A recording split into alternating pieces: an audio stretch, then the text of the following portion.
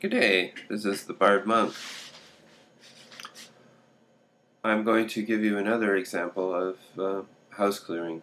Now this one happened when I was doing itinerant preaching, and I was halfway to my destination on a bus, and at that time I didn't really have any way of checking in except phoning, and I had an intuitive click that I needed to phone, so I phoned the church where I was heading, and he said, well, you can still come, it's all good. And I said, so what's wrong? And he goes, is it that obvious? I said, well, it seems to be. He said, well, you deal with deliverance, right? I said, well, some call it that. He said, and cleaning up homes and stuff. I said, yes. He said, well, so when you get here, he said, well, we'll talk. I've got you a really nice motel. I know you were supposed to stay in our home, but I'd rather you didn't this time, and I've got you a nice motel. It's a really nice place, and the diner across the street is going to feed you. She's a lovely lady. She comes to the church, and you'll enjoy the food. And I said, okay, looking forward to getting there. I said, I've been on the bus 9 hours, 3 more hours to go. And he goes, wow, that's a long way to come. I said, well, it's worth it. God said go, and I'm going. So I got off the phone and got back on the bus. And 3 hours later, I arrived, and the pastor picked me up and took me to the motel and said, get yourself settled in and go across and get yourself some food, and then I'll come and talk to you. And I went, okay. And he slid a number into my hand, and he said, phone this from the diner. She'll let you. And I'll come over to the motel room and we'll chat. I said, okay, well. So I went in and got myself all cleaned up and went across, and he was right. Food was amazing. The lady was very interesting to talk to. And, after dinner I made the call, and he came to the motel room, and he goes, well, I have an issue. I don't know where it came from. I don't know how it exists. It's beyond my imagination that it should exist, but it's happened. And it's happened in my home. That's why you're not there. I don't expect you to deal with it. I have no one to talk to. Absolutely no one. I wouldn't dare. I said, so what's going on? He goes, well, my wife is, well, how do you say this nicely? She's changed into a harlot. What a word! I've never thought I'd speak that word around my wife. I mean, she's a very chaste woman. Still is. I'm hoping. There's something spiritual going on in my home. It's changed. It's changed. Yeah. A whole area of it. The whole master suite is now. Well, if you're interested and if you don't mind, and I really don't have anywhere else to go, I don't know if God has given you any insight, and I said, I'll go. He goes, warning, my wife may come after you, sexually. Hopefully you can, deal with it. I said, okay. I said, well,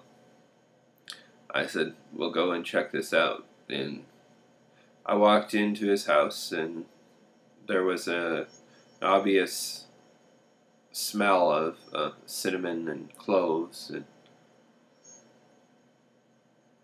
walked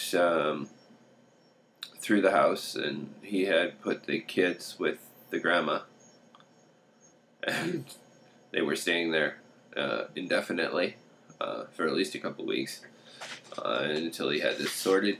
They had not seen what had happened to the home. As I started to walk through, it's unbelievable, but I'm going to let you know what it was like. It was like walking into a Babylonian brothel, I guess. She was laying on chair, kind of like one of those Roman chairs. The house didn't look like the house anymore. It looked like it had been transported somewhere else. I know for you it may be, whoa, what did he just say? Well, that's true. That's what it looked like. And she was laying there with not much on.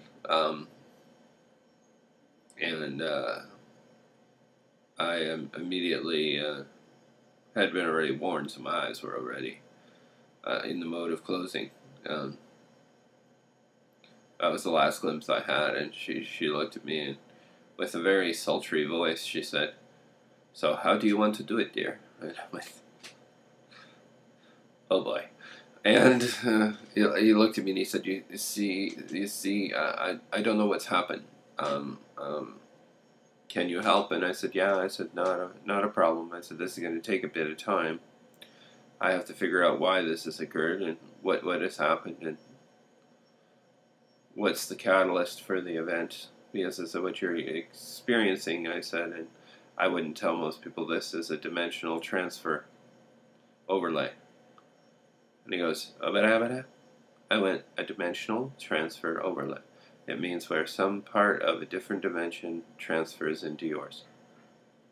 He goes, "This is scientific?" I said, "Well, there is scientific books out there that talk of it, yes."